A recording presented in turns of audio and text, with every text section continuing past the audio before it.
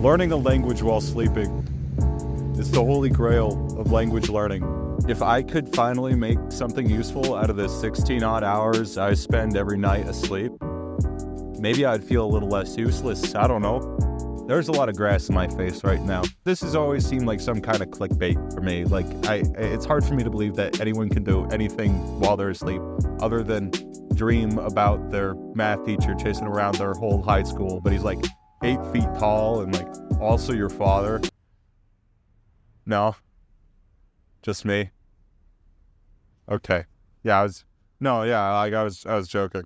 But some new science has just dropped that's given some wind in the sails of those who want to believe the pie in the sky idea. Is it really possible to learn a language while you're asleep? If you've spent any time on language learning YouTube, you've probably seen these kinds of videos pop up in your recommended feed. Learn Italian while you're asleep.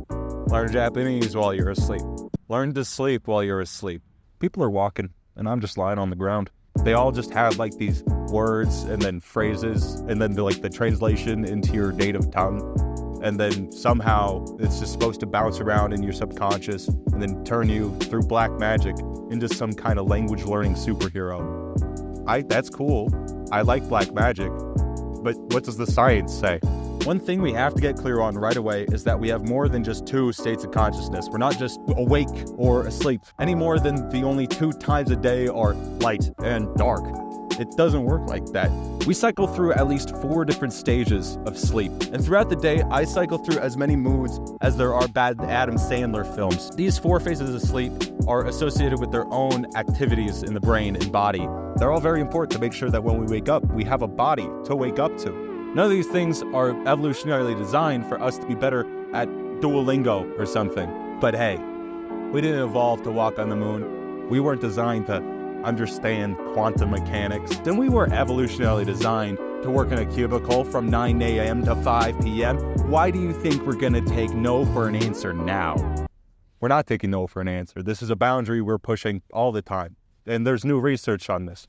A study out of Switzerland exposed subjects to new vocabulary while they were taking a midday nap and found that they were able to retain some of that information upon waking. That's cool. It's important to note that this was a midday nap and not our full chunky 4-phase sleep cycle, because a midday nap is pretty much just 1 phase of sleep, so it's pretty easy to control for. In another study though, they tested this big old chunky phase of sleep.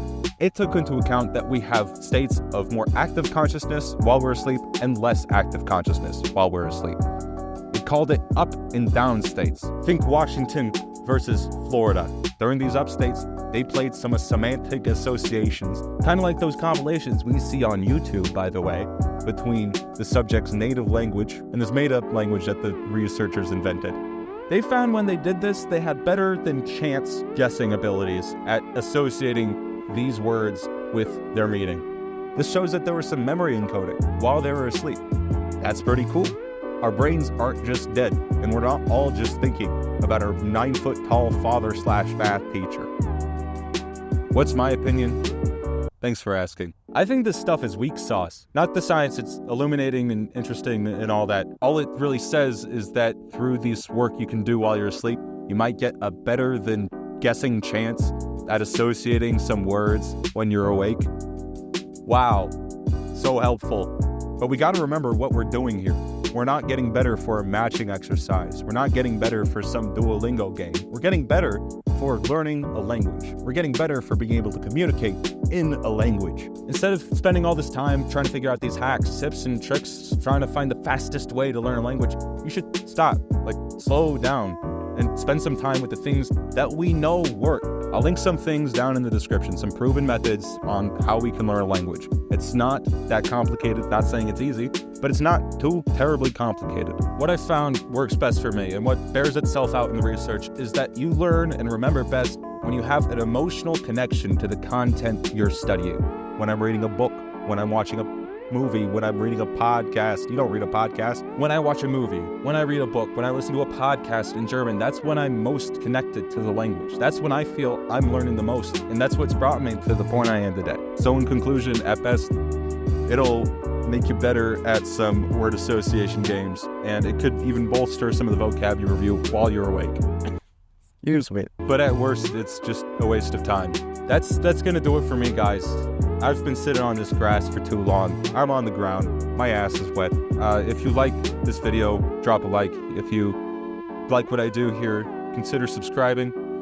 If you have any thoughts, comments, arguments, dreams, drop them down in the comments and let me know what you think. And until next time, I'll see you then. Okay, we got 2 in there.